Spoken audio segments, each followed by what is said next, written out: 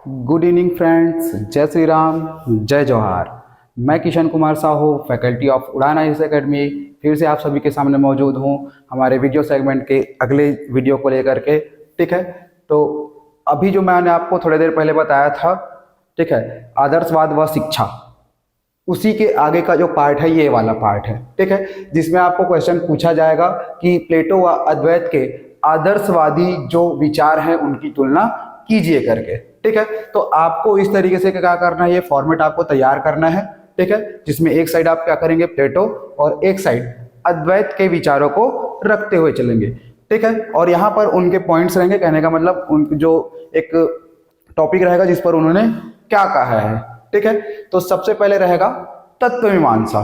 ठीक है, तो तत्वमीमांसा के बारे में प्लेटो ने क्या कहा है कि विचार क्या होता है, सर्वोपरि होता है।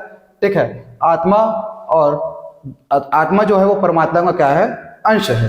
ठीक है, विचार जो है शाश्वत, पूर्ण और निरंतर व अपरिवर्तनशील होता है। विचार जो होता है वो शाश्वत होता है, पूर्ण होता है, निरंतर होता है और अपरिवर्तनशील, वो परिवर्तित नहीं होता। ठीक है, शाश्वत मतलब हमेशा वो क्या रहेगा, सही रहेगा। ठीक है, फिर है मनुष्य का अंतिम उद्देश्य जो होता है क्या होता है, आत्म अनुभूति होता है।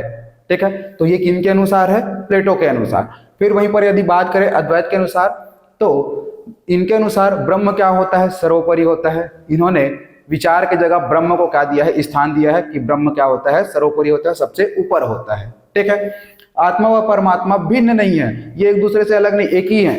आत्मा और परमात्मा एक ही है, ये अलग अलग नहीं है। ठीक है, फिर इन्होंने कहा है कि ब्रह्म जो है वो क्या होता है, अनादि होता है, अनंत होता है और निराकार, मतलब जिनका ना ही आदि है, कहने का मतलब ना ही उनका कोई शुरुआत है, ना ही उनका कोई अंत है, और ये निराकार होते हैं, इनका कोई निश्चित आकार नहीं होता। ठीक है, फिर उसके बाद उन्होंने ये कहा है कि मनुष्य का जो अंतिम उद्देश्य होता है वो होता है क्या, मुक्ति या मोक्ष की प्राप्ति। ठीक है, फिर है अगला इसमें ज्ञान मीमांसा। तो प्लेटो के अनुसार विचार की दैवी अवस्था को जानना ही क्या है, सत्य है। ठीक है, चिंतन से प्राप्त ज्ञान, अर्थात जो मनुष्य चिंता करता है, जो सोचता है, विचारता है, उसके द्वारा जो उसको ज्ञान प्राप्ति होती है वही क्या होता है, सत्य होता है और वही पूर्ण होता है। और ज्ञान का आधार क्या है, विवेक। तो मनुष्य जो है विवेक के द्वारा जो है क्या करता है, निर्णय ले सकता है। ठीक है, वहीं पर यदि बात करें अद्वैत के द्वारा जो ज्ञान मीमांसा के बारे में कहा गया है कि आत्मा की पहचान ही क्या है, सत्य ज्ञान है। ठीक है, जब आप अपने आत्मा को जान लेते हैं तो वही क्या है, सत्य ज्ञान है। फिर दो प्रकार के क्या होते हैं, ज्ञान होते हैं, एक होता है पराज्ञान और एक होता है अपराज्ञान। तो पराज्ञान जो है ये क्या होता है, आध्यात्मिक ज्ञान या फिर जो है परलौकिक ज्ञान होता है। वहीं पर अपरा जो ज्ञान होता है वो क्या होता है, लौकिक ज्ञान। इस जगत के बारे में जानना क्या होगा, अपरा ज्ञान, और इहलोक से इतर जो है बाह्य लोक के बारे में, ठीक है, परलोक के बारे में जानना क्या होगा, पराज्ञान। ठीक है, तो पराज्ञान क्या होता है, सत्य होता है। और यहां पर इन्होंने ज्ञान का आधार किसको माना है, वेदांत दर्शन को माना है। ठीक है, फिर है आचार मीमांसा। ठीक है, तो इसमें इन्होंने बताया कि मनुष्य का जो अंतिम उद्देश्य होता है वो नैतिकता के माध्यम से क्या कर सकता है, आत्मानुभूति प्राप्त कर सकता है। और नैतिक जीवन में सत्यम, शिवम और सुंदरम का विचार होना चाहिए। फिर वहीं पर यदि बात करें अद्वैत के द्वारा क्या कहा गया है, तो ज्ञान से जो है, ज्ञान के माध्यम से ही क्या कर सकता है, मनुष्य जो है मोक्ष या मुक्ति की प्राप्ति कर सकता है। ज्ञान प्राप्ति के साधन के रूप में जो है यहाँ पर श्रवण, चिंतन और मनन है। मनुष्य जब सोचेगा, विचारेगा, ठीक है, तभी क्या कर सकता है, वो ज्ञान को प्राप्त कर सकता है। फिर है पाठ्यक्रम क्या होना चाहिए, यहाँ पर प्लेटो के अनुसार। ठीक है, तो जन्म से मृत्यु तक जो है मनुष्य क्या करता है, सीखते हुए चलता है। तो आयु के अनुसार किसी भी व्यक्ति को क्या मिलनी चाहिए, शिक्षा मिलनी चाहिए। मतलब उनके आयु और उसके क्षमता के अनुसार ही क्या करेंगे, आप उनको शिक्षा प्रोवाइड करेंगे। वहीं पर जो है अद्वैत का कहना है, ठीक है, कि जो परा या जो क्या होते हैं, आध्यात्मिक ज्ञान जो होते हैं, ठीक है, इसमें परा ज्ञान का क्या होता है, महत्व ज्यादा होता है। ठीक है, परा जो अलौकिक ज्ञान है, ठीक है, आध्यात्मिक ज्ञान है, तो ये अपरा से क्या होता है, ज्यादा महत्व रखता है। और सभी वर्णों के लिए जो है आध्यात्मिक ज्ञान की प्राप्ति समान रूप से होनी चाहिए, यहाँ पर कोई भेदभाव नहीं किया जाना चाहिए, ऐसा कहना है अद्वैत का। ठीक है, फिर उसी का ही आगे का पार्ट है ये।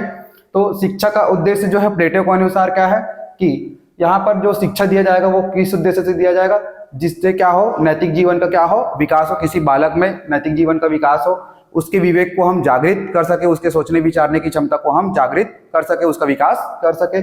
फिर हम उसके आस्था को क्या करेंगे, जागृत करेंगे और उसमें एक आदर्श व्यक्तित्व का विकास करेंगे, ठीक है, जिससे कोई व्यक्ति जो है आदर्श बन सके किसी न किसी पर्सन के लिए, ठीक है। फिर है अद्वैत का विचार। तो इनका कहना है शिक्षा के बारे में, शिक्षा के उद्देश्य के बारे में, कि हमारा जो साध्य होना चाहिए, जो हमारा लक्ष्य होना चाहिए, वो क्या होना चाहिए, मोक्ष की प्राप्ति, यानी कि उद्देश्य हमारा क्या रहेगा, मोक्ष की प्राप्ति, ठीक है। और कि कोई भी व्यक्ति जो है वो कर्म करेगा वो किसके अनुसार करेगा, अपने वर्ण के अनुसार। तो जन्म आधारित और जो है क्या होता है यहाँ पर कर्म आधारित, दो प्रकार के क्या होते हैं, वर्ण होते हैं, ठीक है। तो इनका कहना है कि कर्म आधारित ही क्या होना चाहिए, वर्ण होना चाहिए, ठीक है। फिर आध्यात्मिक विकास होना चाहिए शिक्षा के माध्यम से ही, ठीक है। तो शिक्षा का उद्देश्य होना चाहिए और शिक्षा के माध्यम से, शिक्षा के उद्देश्य के द्वारा जो है यहाँ पर इंद्रिय निग्रह, मतलब जो है यहाँ पर नकारने का जो काम है, जैसे हम जो रस लेते हैं, ठीक है, उसको नकारा जाए, चित्त की क्या हो, यहाँ पर शुद्धि हो, ठीक। फिर जो है शिक्षा की विधि के बारे में प्लेटो ने कहा है, ठीक है, कि शिक्षा की विधि ऐसी होनी चाहिए कि उसमें संवाद स्थापित हो, वो लॉजिकल हो, तर्कपूर्ण हो, ठीक है, अनुकरण किया जा सके उसका, ठीक है। कहानी के माध्यम से आप शिक्षा विधि बताइए, कथनों को बीच बीच में शामिल करिए, वार्तालाप, ये जो संवाद है वही वार्तालाप है, और स्व अध्याय का भावना उसमें होना चाहिए, ठीक है। वहीं पर अद्वैत का कहना है कि श्रवण, चिंतन, मनन, प्रश्नोत्तरी, उपदेश, व्याख्या, इसके माध्यम से क्या किया जाएगा, शिक्षा दिया जाना चाहिए, यानी कि शिक्षण विधि क्या होनी चाहिए, ये होनी चाहिए। फिर है शिक्षक को जो है यहाँ पर शिक्षक के बारे में प्लेटो ने क्या कहा है, तो ये जो है इसे सर्वोपरि स्थान रखता है, ठीक है। वहीं पर अद्वैत ने कहा है कि ये ब्रह्म जो है, ब्रह्म का क्या होता है, ज्ञाता होता है, ठीक है, वो आध्यात्मिक पिता होता है। शिक्षक जो क्या होता है, ब्रह्म का ज्ञाता होता है, आध्यात्मिक पिता होता है, अर्थात जो गुरु होगा वो ज्यादा क्या होगा, महत्व रखता है, ठीक है। जैसे एक थॉट बोला गया है, बचपन से आप लोगों ने सुना होगा कि गुरु गोविंद दो खड़े, काके लागू पाए, ठीक है, बलिहारी गुरु आपने गोविंद दियो बताए, ठीक है। तो यहाँ पर क्या होगा, सॉरी, गुरु दियो बताए, तो यहीं पर जो है गुरु को ही क्या माना गया है, सर्वोपरि माना गया है। फिर विद्यार्थी के बारे में प्लेटो ने कहा है कि वो जो विद्यार्थी है वो नैतिक गुण से क्या होना चाहिए, परिपूर्ण होना चाहिए। और अद्वैत ने क्या कहा है कि अनंत ज्ञान का जो स्रोत है, उनके शक्ति का जो स्रोत है वो कौन है, विद्यार्थी है, ठीक है। विद्यार्थी के माध्यम से आप अनंत ज्ञान को अर्जित कर सकते हैं, ठीक है। जो आप उनको जो भी आप सीखेंगे, समझाएंगे, वो आगे चल करके बहुत सारी और जो बातें हैं जीव में, जगत में क्या करेगा, वो सीखते जाएगा और वो अपने विचारों को क्या कर सकता है, प्रचार प्रसार कर सकता है, ठीक है। फिर है अनुशासन, ठीक है। तो नैतिकता के माध्यम से ही क्या होना चाहिए, कोई भी विद्यार्थी है या फिर जो शिक्षक है वो क्या होना चाहिए, अनुशासित होना चाहिए। और अद्वैत का कहना है कि आत्मानुशासन, मतलब स्वयं से ही क्या हो, वहां पर उसमें आत्मानुभूति से ही क्या हो, अनुशासन वो सीख जाए, ठीक है। फिर विद्यालय के बारे में कहना है कि राज्य द्वारा संचालित होना चाहिए, यानी कि जो सरकारें होती है उनके द्वारा उनको फंडिंग होना चाहिए, ठीक है। लेकिन अद्वैत का यहाँ पर कहना है कि गुरु आश्रम की परंपरा ही